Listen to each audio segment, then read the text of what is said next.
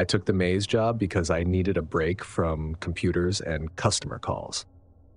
Fresh air, simple tasks, and pay that covered rent sounded perfect. By October, I'd clock in, grab my radio and headlamp, shove a few wristbands and the maze map in my pocket, and help people get safely lost. The maze sat on the back part of a family farm outside Peoria. Mr. and Mrs. K ran it all. Hay rides, cider, goats, and the 6-acre corn maze that was supposed to be the main draw. I liked the job. The nights smelled like dirt and sugar, and my coworkers were local teens who still found everything funny. We got the usual chaos.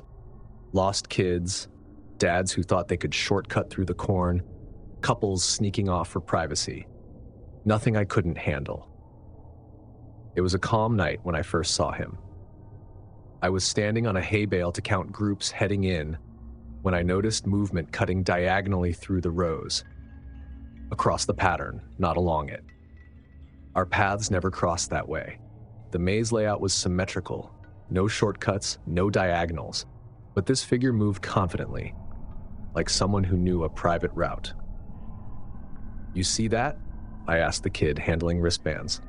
He squinted. "Where?" "There, by Station 2, cutting straight through." He shrugged. "Probably Ed checking irrigation." But Ed didn't walk like that. Ed lumbered. This one glided. Before I could say more, the figure melted back into the corn, swallowed by noise and laughter. That night, I brushed it off. The maze messes with depth. Lights flicker, sounds bounce. Easy to imagine someone where no one is. Still, when my shift ended, I drove home uneasy. The pattern on the printed maze map, the perfect lines, kept flashing in my head. There was no diagonal anywhere. The next evening started the same. Wind in the stalks, kids laughing, radios chirping with lost and found chatter. Around 9, as the last sunlight faded, I saw him again. Same shape, tall, quiet, watching. He wasn't walking one of our paths, he was between them. "Anyone patrolling West Side?" I asked through the radio. Static, then voices. "I'm at cider stand, hayride, parking lot." No one. I scanned the exit line and saw him again. Standing by the emergency gate, head slightly turned toward the maze, still as a scarecrow. "Sir, wristband, please," I called. He lifted his hand halfway, then dropped it and walked back into the field, through the wall of corn, not the exit. That's when it clicked. This wasn't a guest. He was entering from outside, and no one noticed but me. I started testing it. On breaks, I watched different exits, and each time, he reappeared somewhere new. Once near the snack trailer, another time near the bridge. He never lingered, just drifted in and out like he owned secret access. The next night, I took the ATV and drove the outer berm, a dirt ridge we used for staff patrols. My headlamp swept the field, splitting it into glinting gold and creeping dark. Halfway down the west side, I spotted a narrow slit through the stalks, parallel to the maze path, like someone had carved a private hallway. Leaves were cleanly bent, not trampled, and at the base, fresh boot prints. "Copy," I said into my radio. "Got a cut corridor west side, definitely not natural." "Hold there," came Mr. K's calm reply. I switched off the ATV and listened. The night went still. Then faintly, a single step. Not in the maze, outside in that hidden track. I turned my headlamp back on, nothing but corn. The prints looked crisp, edges sharp. He'd been there minutes ago. "Shut it down," Mr. K said finally. "Lights on." Everyone out. Floodlights thumped to life. Families groaned but filed out. I scanned every face leaving, hoping the man was among them. If he was, he blended perfectly. As the crowd thinned, I heard it again. A quick, heavy step just beyond the lights. Then silence. That's all. A single sound that shouldn't have been there. We found no one. The next morning, I walked the west path. The private corridor was still visible, and at one of the blind corners, Someone had tied a piece of twine across the path at waist height. Like a snare. I cut it down, stood there staring at it, and realized whoever this was, they weren't trying to spook anyone. They were planning something. We told ourselves it was a prank. We knew it wasn't. After that, the farm added new rules. 2 people per patrol, headcams. No one entered the maze alone. Still, each night felt a little different, quieter somehow, like the field was waiting. 3 nights later, Ross radioed me from inside. Station 5, hearing tearing sounds west side. Copy, I said, already heading for the berm. The sound came and went, like someone dragging a stick along the stalks. When I reached the ridge, I killed my light to listen. My heartbeats matched the rhythm of the wind.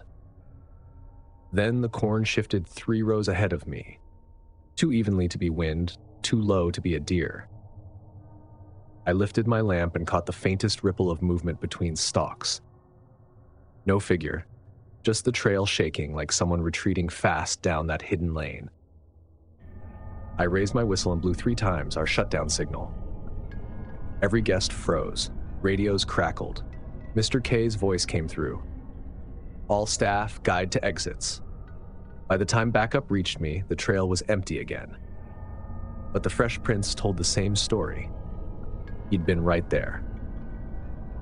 We closed early, refunded tickets, and called the sheriff. A deputy came, took notes, and told us to keep an eye out. That's small town, for we can't do much unless he grabs someone. Days passed without sightings. Then, Wednesday morning, before opening, I arrived early to check the berm. The corn stood tall enough to block the sun.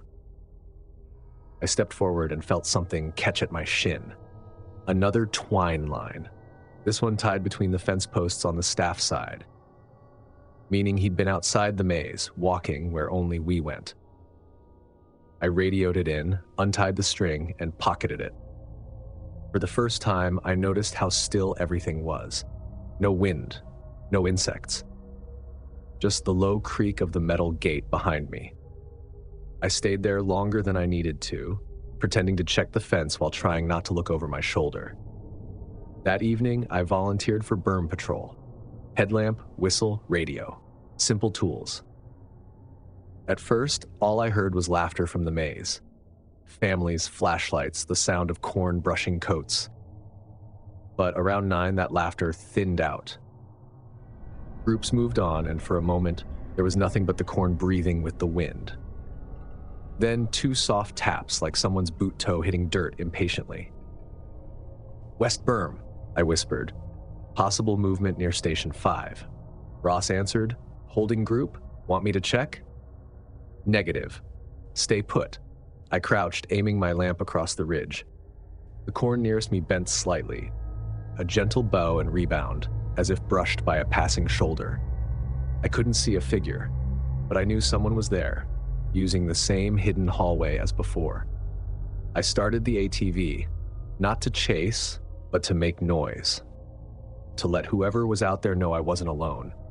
The motor's noise filled the dark, and after a few seconds, the leaves went still again. We didn't catch anyone that night. We never would. By the weekend, the maze went back to normal. Families came, kids screamed, and the season wound toward Halloween. But even when nothing happened, I couldn't stop the habit of scanning the corners. Once you've seen movement against the map, you stop trusting maps. Our final cleanup day came early November. The corn was brittle now, half collapsed under frost. I walked the berm one last time, partly for closure, partly because I couldn't help myself. The private corridor still marked the field. A pale scar where stalks couldn't stand again. I followed it to the fence line. Beyond it lay the tree break and the ditch, perfect cover for someone tall enough to move unseen. Standing there, I realized how easy it would have been for him to watch everything from that shadowed gap. Years later, I still think about that fall. The maze runs every year, safer now. Extra lights, cameras, patrols. They call me sometimes to consult. I tell them what to look for. Clean breaks in the corn, waist-high knots of twine, paths that run parallel instead of crossing. People assume fear comes from not knowing where you are. But working there taught me the real fear is knowing someone else knows exactly where you'll be and waiting for you to turn that corner. We told ourselves it was a prank. We knew it wasn't. Perimeter checks matter. Your map isn't their map.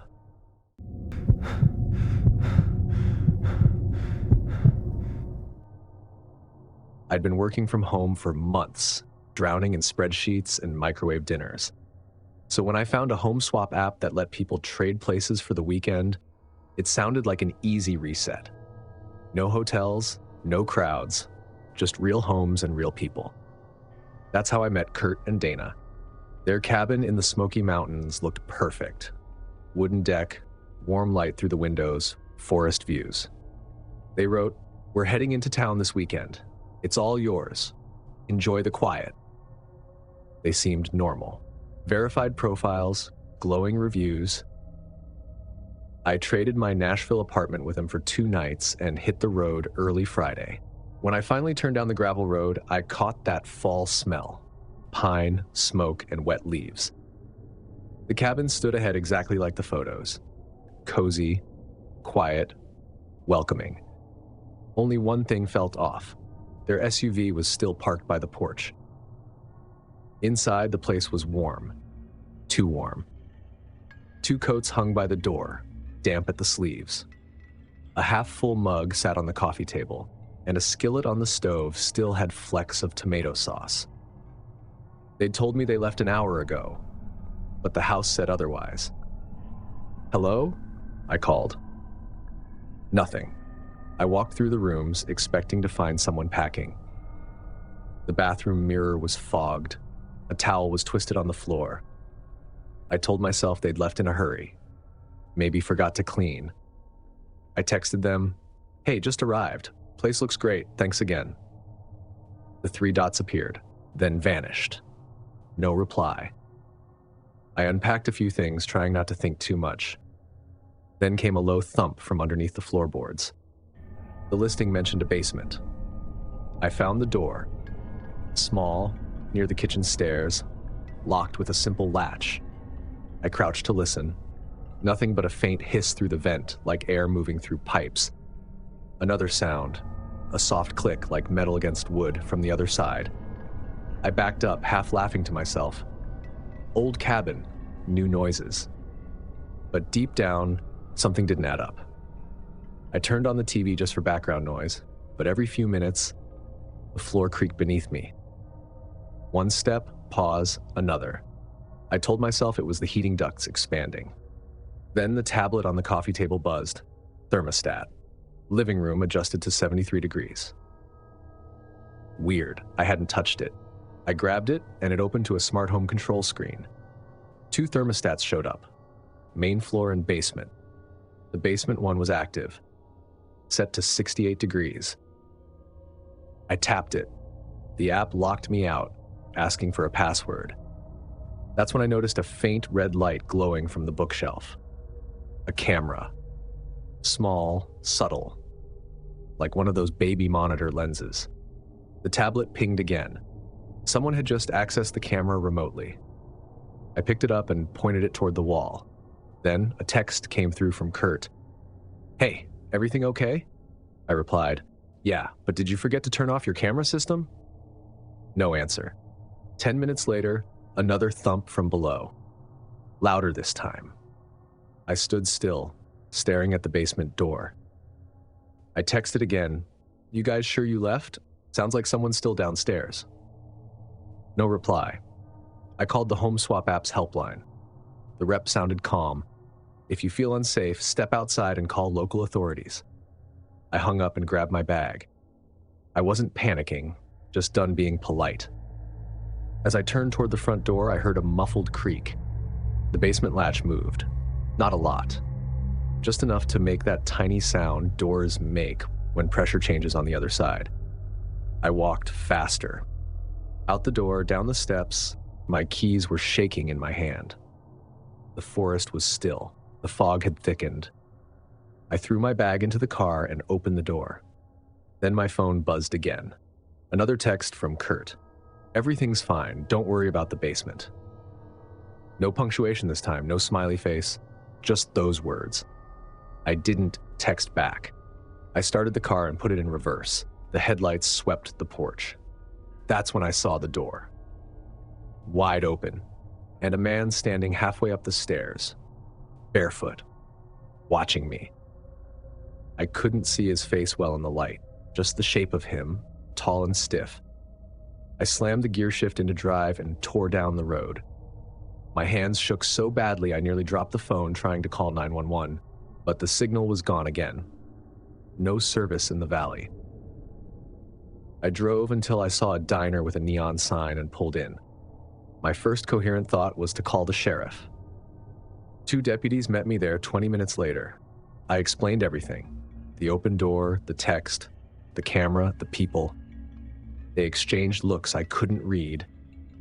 "We'll head up and check it out," one said. "You can follow us if you want." I did, though every instinct screamed not to. The cabin looked calm when we got there. Porch light on, no movement inside. The deputies knocked, announced themselves, then opened the door. The warmth hit us first. That same trapped heat. But now everything was spotless. No mugs, no coats, no skillet on the stove, no fog in the bathroom.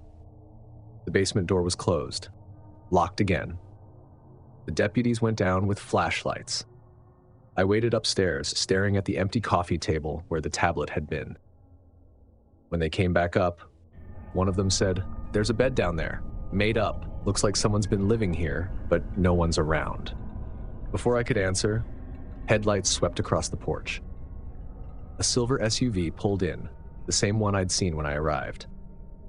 Kurt and Dana stepped out, calm as ever, smiling. "Oh, thank God," the woman said, walking right up to us. "We were so confused. She showed up before we'd finished leaving." The deputies asked for clarification. She explained, cheerfully, that there'd been a mix-up. They'd forgotten a few things before heading out and were just coming back to grab them. I said, "You told me you'd left hours ago." She laughed like I was being dramatic. "Oh, must have been autocorrect. You know how that goes."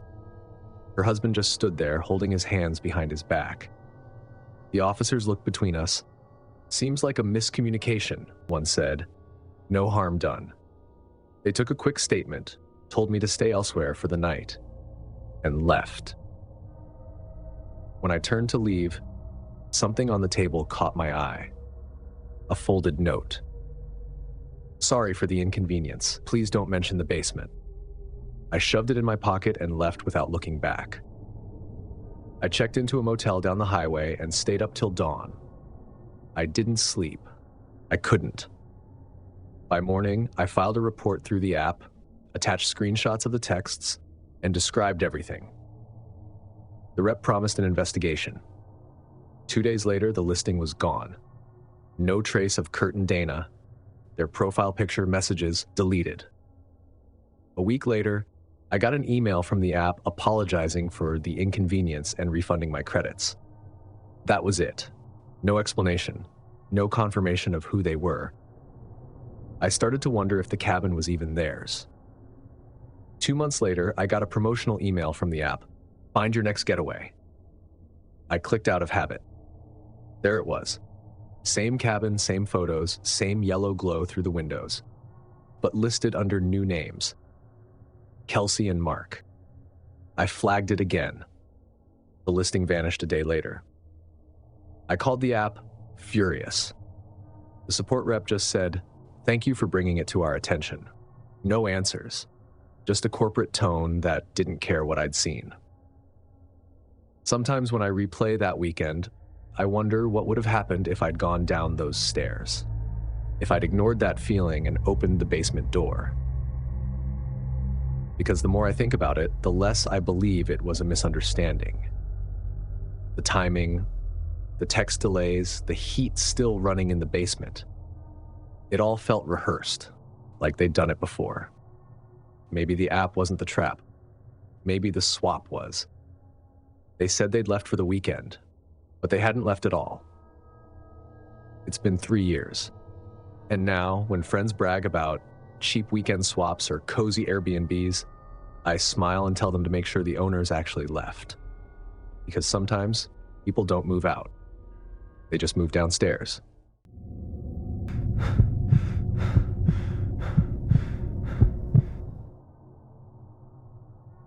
I spent most of that fall hiking alone. It started as an escape from a cramped apartment, a way to feel something other than recycled air. Every overlook felt like a prize at the end of a long week. 5 minutes of peace, a couple photos, and a drive home under orange light. That Saturday was one of those perfect mid-October days where the Shenandoah Valley looks unreal.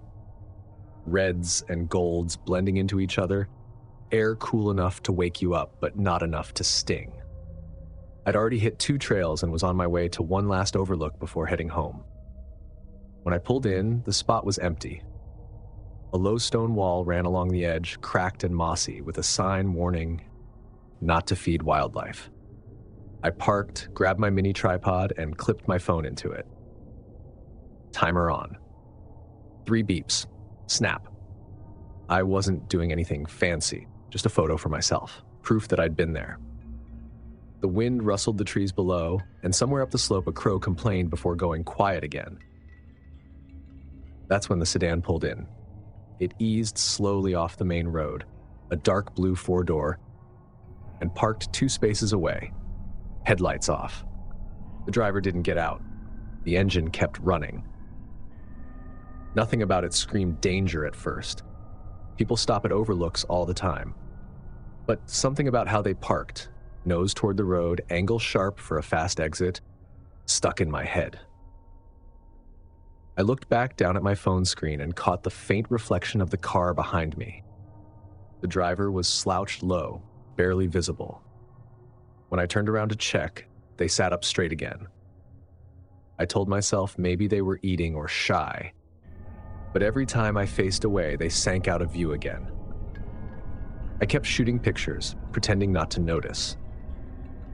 The valley looked perfect in the late light. Clouds stretched like thin ribbons, but I couldn't focus on the view anymore. When I bent to adjust the tripod, the sedan rolled forward a few feet. I heard a quiet, creeping crunch of gravel. I turned to face it directly. The driver froze. I held my phone up again, pretending to line up another shot. In the reflection, the driver's seat was empty. But I hadn't heard a door open, and the car hadn't moved.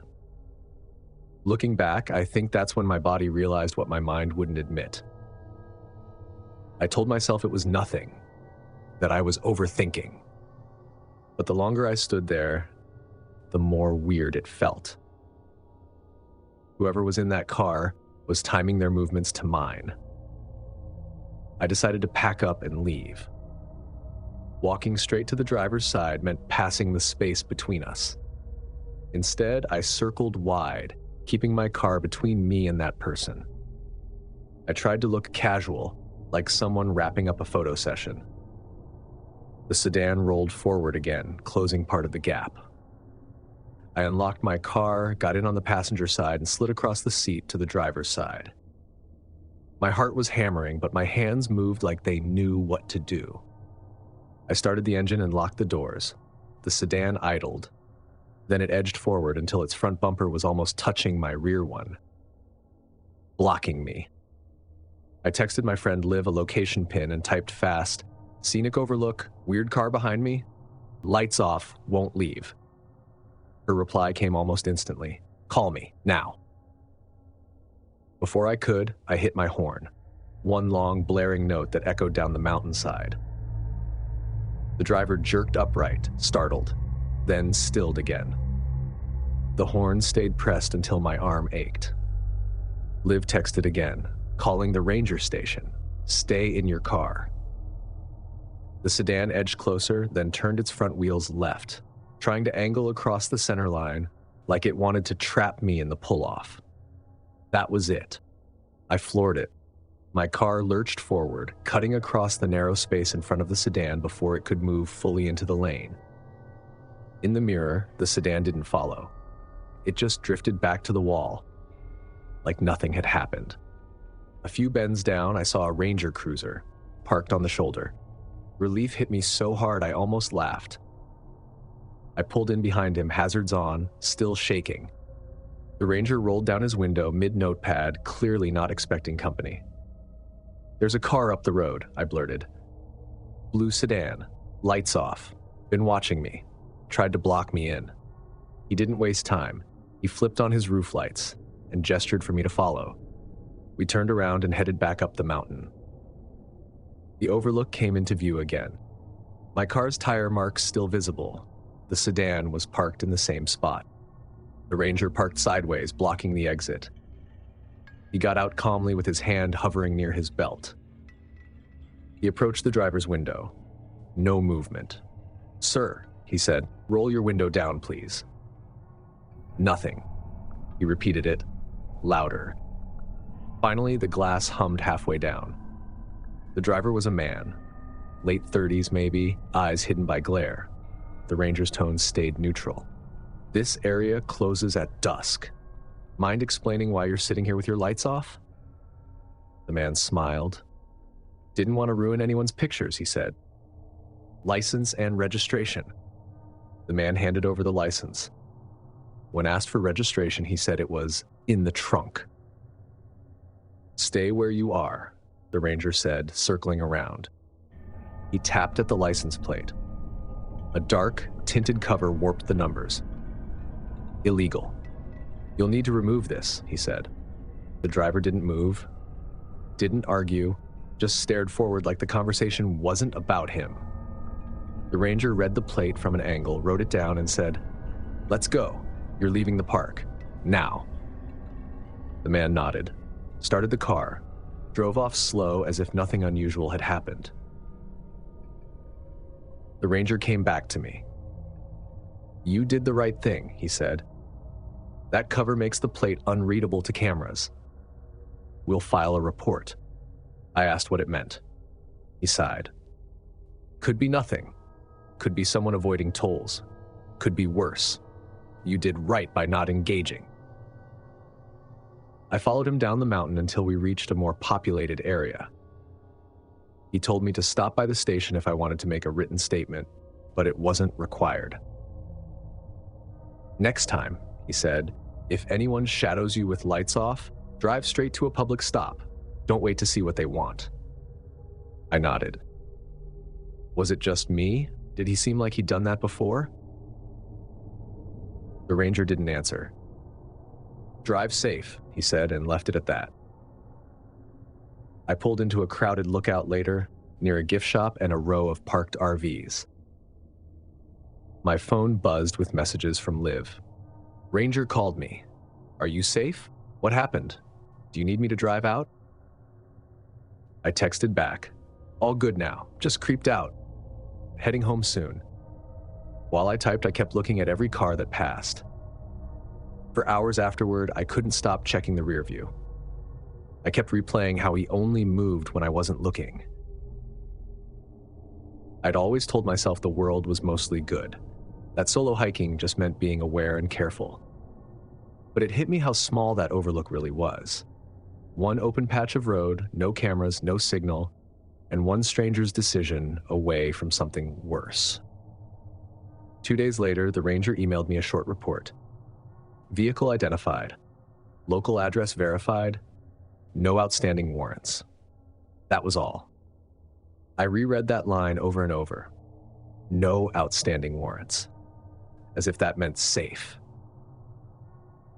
I went back to work Monday, sat at my desk scrolling through the photos from that day. The overlook shots came out beautiful. Golden leaves, clear sky, the faint haze of the valley below. But behind me, in two of them, I could see the blurred outline of that sedan. Parked just far enough back, the windshield looked black. Every other picture from that fall feels peaceful. Those two just feel off. I haven't deleted them, but I've never shown them to anyone. Now, when friends talk about solo trips or quiet photo spots, I tell them this: if a car pulls in and keeps its lights off, leave. Don't be polite. Don't wait to confirm your gut. Scenic is better with a witness. Because up there, under all that beauty, one stranger can turn silence into something else entirely.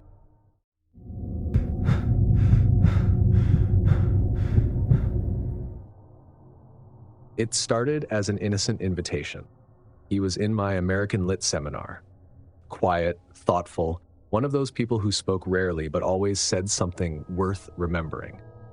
When he mentioned his family's lake house in the Adirondacks and said I should come up to see the colors, it sounded harmless. We'd only talked a few times after class about midterms and favorite authors. The invite felt mature, like the kind of weekend adults in movies took before life got complicated. I told myself it wasn't a date, just two classmates enjoying fall before the weather turned.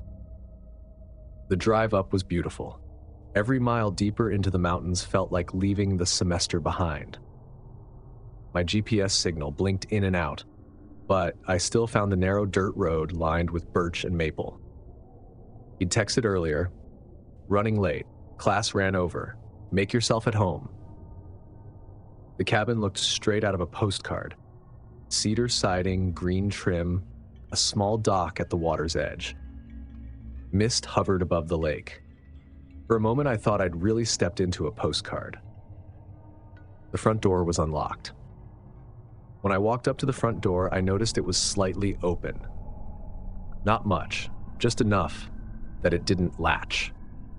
"Hello?" I called. No answer. I pushed it open, expecting to see maybe a cleaning service or maintenance guy finishing up. Instead, what I saw made me stop in the doorway. There were wet footprints across the living room floor, bare feet leading from the sliding glass doors toward the hallway. The boards were still shiny with water. "Eli?" I called again. Still nothing. The house smelled of sweat and old beer.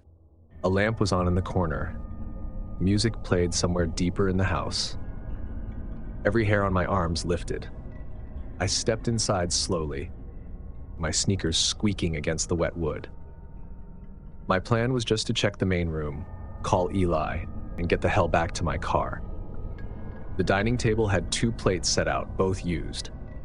Forks, crumbs, an open bottle of wine, half gone. Someone had been there recently. I pulled out my phone, trying to text him. "Hey, are you sure no one's at the house? Door was open and lights are on." Before I could hit send, a sound came from the hallway. Something wet, like a heel slipping against wood. Then, footsteps. Slow.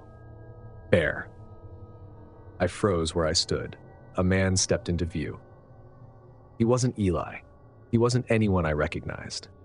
He was completely naked, mud streaked up his legs, hair hanging wild, pupils blown wide like he hadn't slept in days. His chest rose and fell fast, shallow, like an animal cornered. For a second, we both just stared. Then he grinned, this twitchy, unnatural stretch of his mouth, and took a step toward me. "Who are you?" I blurted. He looked at me like he hadn't understood, then bolted, straight at me. I screamed and ran for the door, nearly slipping on the wet prints as he charged down the hall behind me. His feet slapped the wood, loud, fast, uneven. He laughed. Actually laughed. I burst outside, heart hammering so hard I could barely breathe, and stumbled down the steps to my car. My hands shook as I yanked the door open and dove inside, slamming it shut behind me. He hit the glass a second later, face smeared against it, eyes wild, drool on his chin. He started banging on the window with both fists, shouting something I couldn't make out. His skin was so pale it almost glowed. I fumbled for the keys, dropped them, grabbed them again. My brain just stopped working. The car wouldn't start. My hands were slick with sweat. The key kept missing the slot. He banged harder, each hit rattling through the whole frame. For some reason, he never tried the handle. Just kept slamming the flat of his hands against the glass, smearing water and dirt across it. I remember thinking, if he figures it out, if he touches that handle, I'm dead. I pressed myself against the driver's seat, shaking, whispering, please, please, please, as I jammed the key again and again. Finally, the engine roared to life. I threw it in reverse so hard I nearly hit the porch railing. He screamed, high-pitched, almost joyful, and jumped back. I shifted to drive, floored it. For a split second, I saw him in the rearview mirror, still naked, still grinning, chasing until the trees swallowed him. I didn't stop. Not for stop signs, not for my phone buzzing. Nothing. The road twisted downhill for miles before I finally spotted a wooden sign. Ranger Station, 1.2 miles. I turned in so fast my tires squealed. 2 rangers were outside talking by a truck when I pulled up. Still shaking so badly, I could barely get words out. There's a man at the lakehouse. He's naked. He chased me, I gasped. Which property? I handed them my phone with the address. One of them recognized it right away. That's the old Dwyer cabin, he said, grabbing his coat. We've had trouble there before. They told me to wait inside while they drove out. I sat in the small wooden lobby, still in my mud-splattered sneakers, hugging myself and staring at the reflection of the dark trees through the window. Every time I blinked, I saw his face again, pressed against the glass. They came back about 40 minutes later. The older ranger leaned down next to me. He's not there now, but we found clothes, empty bottles, drug paraphernalia. Looks like someone's been squatting. You said you were invited? I nodded weakly and showed them Eli's texts. Call him, the younger one said. Let's clear this up. So I did. When Eli picked up, he sounded cheerful. Hey, you made it there already?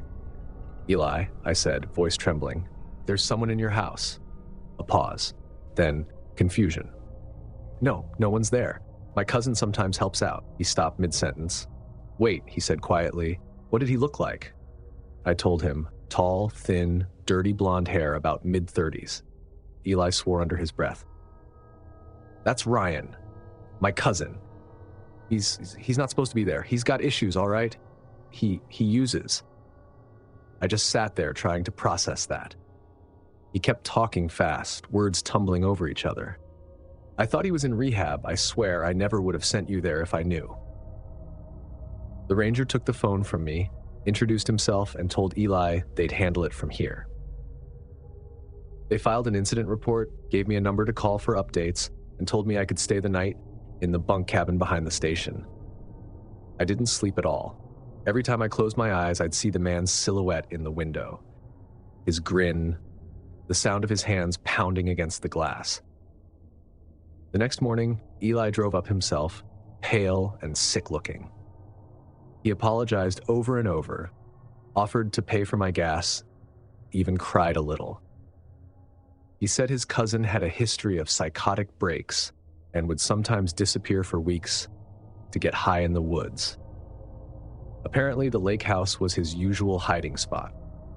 The police later confirmed it. They found Ryan 2 towns over, naked again, wandering along the highway and mumbling nonsense. He didn't even remember the night before. I should have felt relieved, but I didn't. Knowing why it happened didn't undo what it felt like. The feeling of being hunted, the smell of wet wood and old beer, the sound of bare feet slapping against the floor as I ran. Those details stuck like splinters. It's been years, and I still can't stand the sound of someone walking barefoot on wood floors. It takes me right back to that moment. People always say they'd know when danger's coming. They imagine they'd fight or scream or have a plan. I didn't. I just froze and ran. And even now, when someone invites me somewhere secluded, even for something as harmless as a weekend getaway, I find myself hesitating. Because I can still see those wet footprints leading down the hall, still hear his laughter behind me, and still feel the weight of that moment I thought my car wouldn't start. when I realized just how close I was to never leaving that house at all. When you step into a place that feels wrong, listen to it. Doors don't open themselves, floors don't stay wet without reason. And sometimes what's waiting inside isn't a ghost. It's something worse. Someone real. Always check before you enter. And if something feels off, leave. Curiosity isn't worth being right.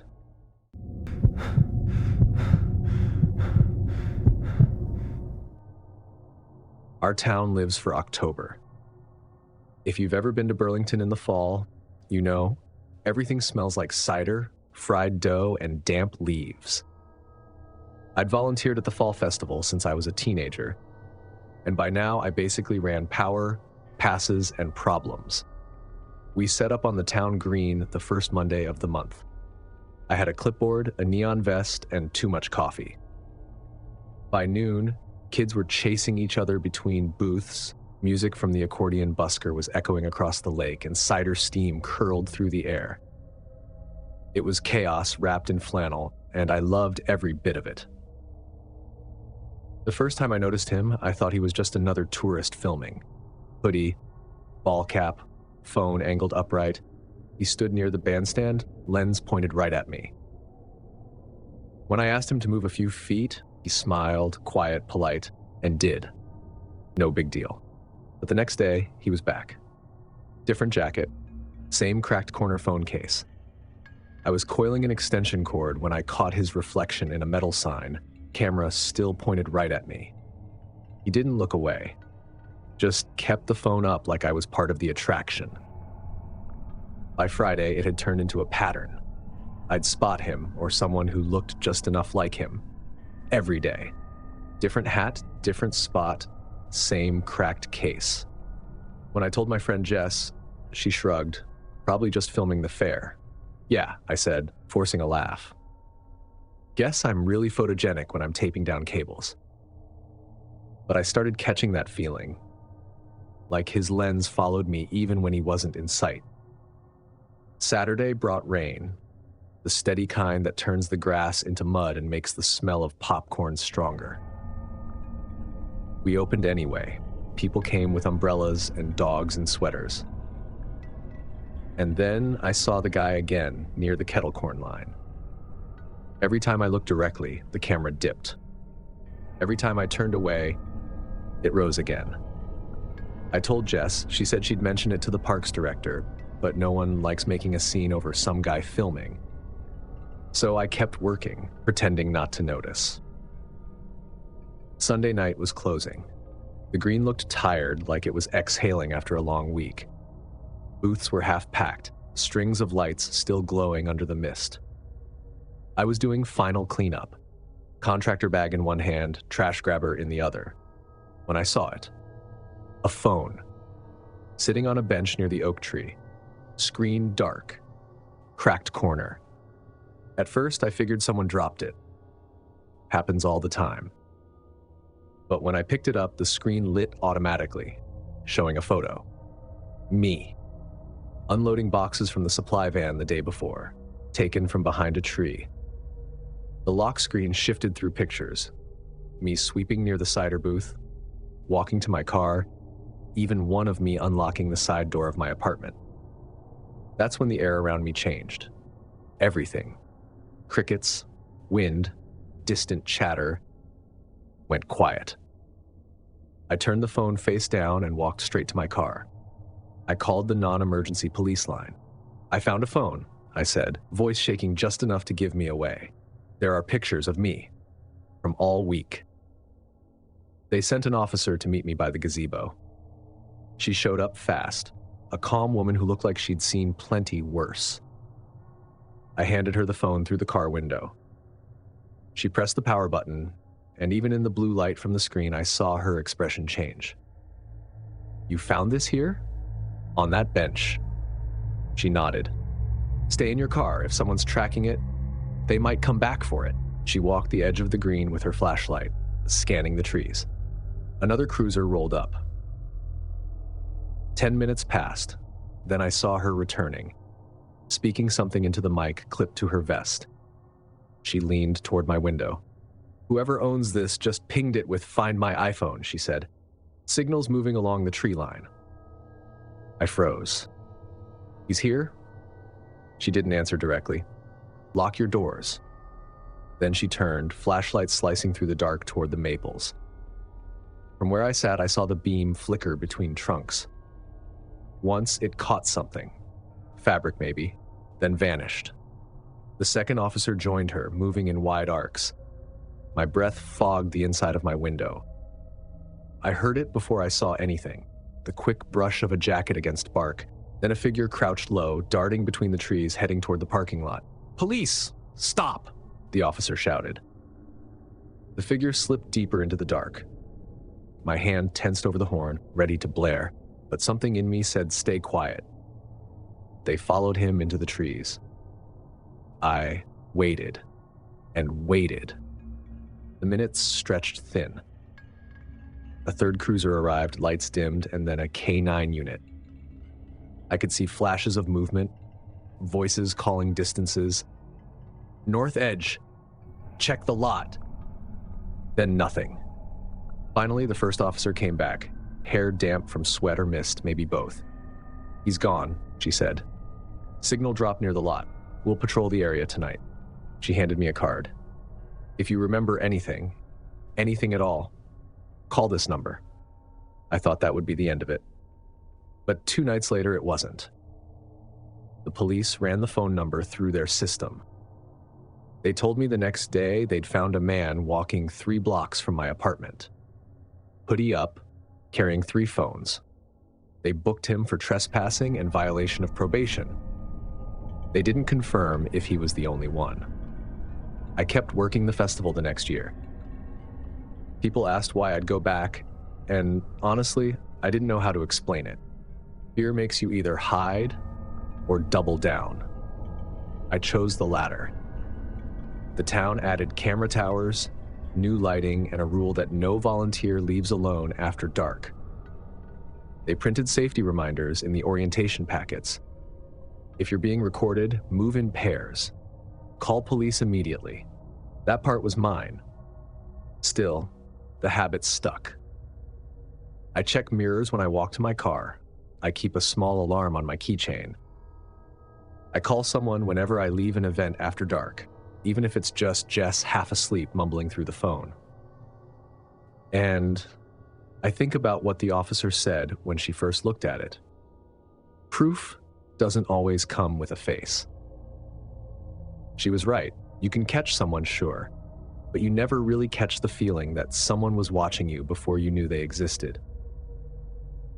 The next October, the fair came back, bigger than ever. I was there again.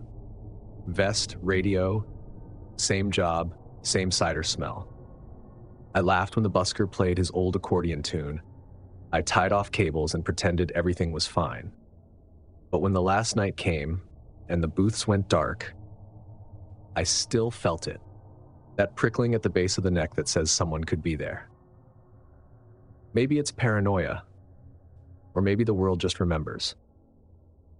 Either way, when I do my final sweep, I always look at that oak bench just to make sure it's empty. And every time I walk back to my car, I take someone with me. Because the scariest thing about that week wasn't the photos. It was realizing how easily someone can turn attention into possession. He didn't yell, didn't chase, didn't speak. He just watched. And now, every time I catch a phone raised in a crowd, some part of me wonders if it's happening again. If you thought the scariest part was realizing fall nights aren't as peaceful as they seem, smash that like button, hit subscribe so you never miss the next scare, and tell me which story hit you hardest.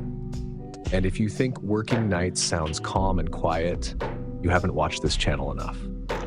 Click now to watch 4 disturbing night shift horror stories, because darkness doesn't care about business hours. Thanks for watching. Stay alert, stay safe, and I'll see you in the next nightmare.